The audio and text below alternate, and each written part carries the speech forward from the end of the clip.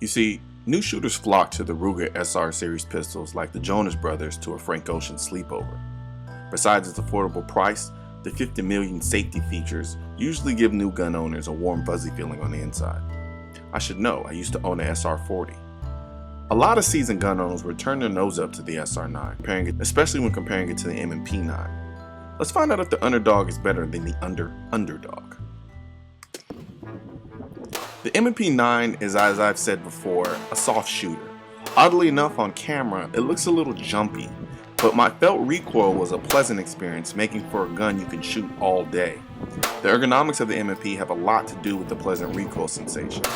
Like taking a road trip in a Jeep versus a Range Rover.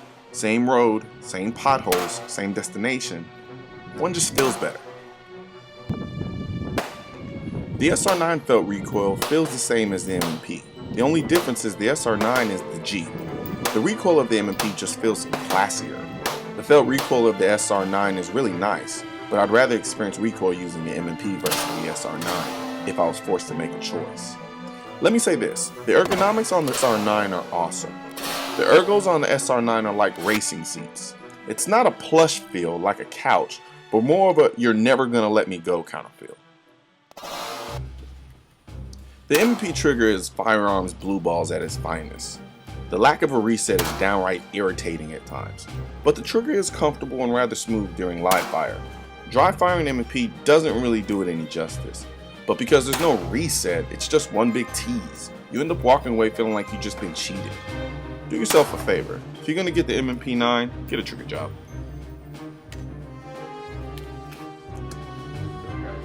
The trigger on the SR9 is the opposite of the M&P. You know the euphoric feeling you have after a hard workout? That's the SR9 trigger. The uptake is nasty and gritty, but once it's over, it breaks so nice and clean. The reset feels like the initial break, and I love it. I do, however, think it breaks a little too soon for a carry gun. But when you have more safeties than the home of a newborn, I guess it really doesn't matter.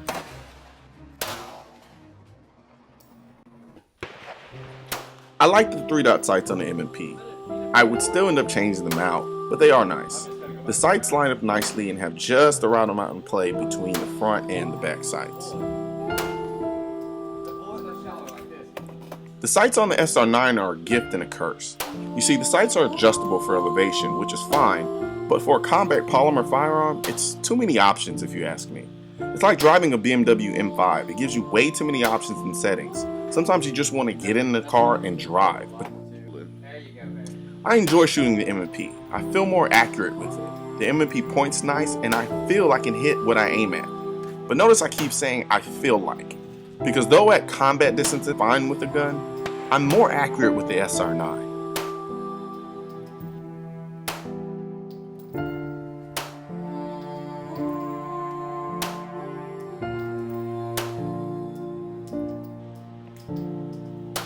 With the SR9, I obviously group better than I do with the M&P9.